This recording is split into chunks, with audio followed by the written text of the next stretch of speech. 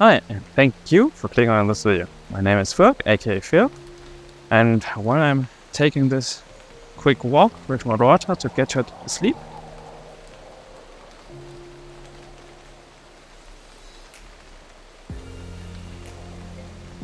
but I want to share with you 5 things I prefer regarding the Nikon Zf and basically compared with the Leica Q3, which I also will mention 5 things I prefer about the Leica Q3. Let's start with the Nikon Zf. The Zf is the first camera which has a dedicated switch for the black and white mode, and that's one feature I really like and prefer. I use that very often, to be honest, and every time I want to shoot black and white, I just switch that switch and can shoot black and white right away instead of jumping into the menu and switching to a monochrome profile, which most cameras do. But having a dedicated switch, I really prefer that and use that quite a lot. Next thing would be the autofocus. Of course, when you compare the autofocus side by side, especially with the Q3, the ZF obliviates the Q3 regarding autofocus. And in the direct comparison, it's quite obvious that the ZF wins here. I think Sony and Canon still have the edge, which regarding autofocus with the new AI stuff. But for me personally, the level of the ZF is more than enough to shoot, to take pictures of my running kids. And yeah, I find it quite sticky. I'm not sure if it's better than the latest Fujifilm cameras like the X-T5, but compared with the X-T4 which I had and also the X100V, I find that the autofocus of the ZF is much better than the previous generation of the Fujifilm cameras. Next topic, which I prefer with the ZF, and I think that's common with also different cameras,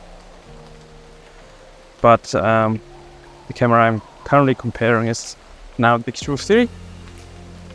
And here I really like the quick boot up time of the ZF.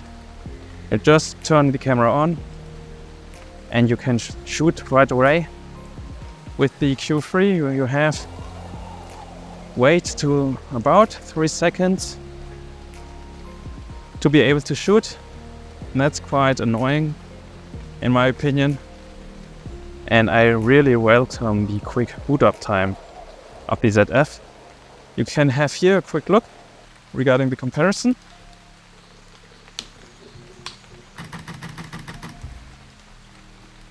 Yeah, quite significant in my opinion. The improvised dual card slot of the ZF is another point I will give to the ZF. During the previews of the Nikon ZF, there were some voices which were smiling at the solution of how Nikon implemented the dual card slots. But having a micro SD as a second backup card slot is better than none. And in my opinion, that's a nice feature to have than not to have.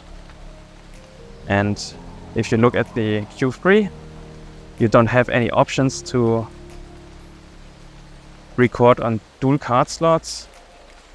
And unfortunately, the Q3 doesn't have internal storage like the M11.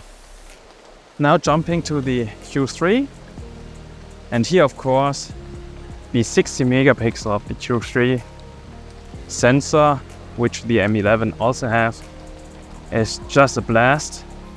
Especially with the feature of pixel binning, you are able to shoot in 3 different resolutions and depending on the preference of you, you can choose as you like. But just having the options of shooting 60 megapixels gives you a lot of options to crop, and somehow also compromises the lack of changing lenses, because you can crop a lot into the image. I will link in a video I made regarding the 60 megapixels. You can have a look after this one if you want.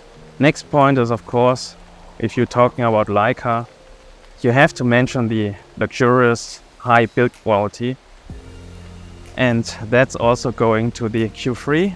Don't get me wrong, the ZF is also built very well, especially compared to other cameras in that price point, but the Leica Q3 is just another level.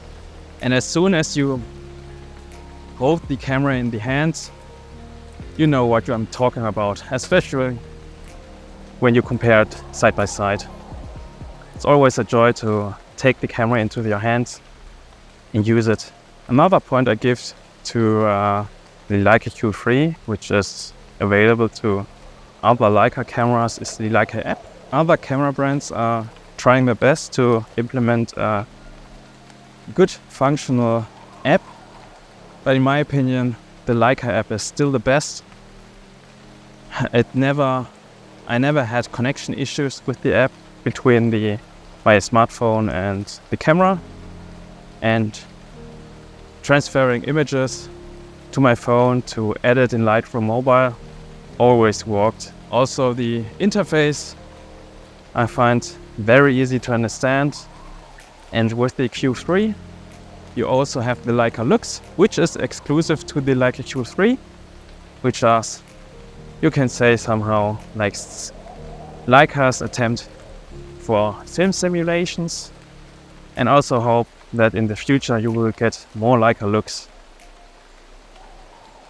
Let's see, another point for the Leica Q3 in my opinion is the form factor, ergonomics and size. Since the Leica Q3 is basically a luxurious point and shoot, it's much more compact than the ZF if you do a side-by-side comparison especially. But for full-frame cameras, the Q3 is relatively small, and I just prefer smaller form factors, even if it's taking some hits on the ergonomics. But for me personally, also the ergonomics on the Q3 is, in my opinion, or for my taste, better than the ZF. I talked about that in my previous ZF videos. The body of the ZF is just bigger because Nikon crammed all their latest technology in it, and that requires space. I understand that, but regarding form factor, I prefer the Leica Q3, and I pick that up if I want to travel light or do a trip.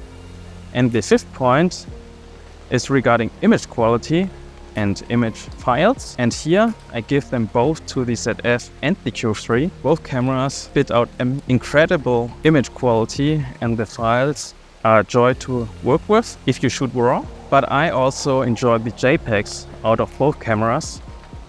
For the ZF, I currently use the rich portrait and also the flat monochrome. And for the Q3, I really enjoy the high contrast monochrome look and the standard picture profile. And if I want to jump into Lightroom to edit myself, the RAW files are also just quite amazing. Okay, it's starting to rain more here, so I will wrap this up. And if you're still here, thank you very much for watching. If you want to support my small little channel, just click on the links below in the description.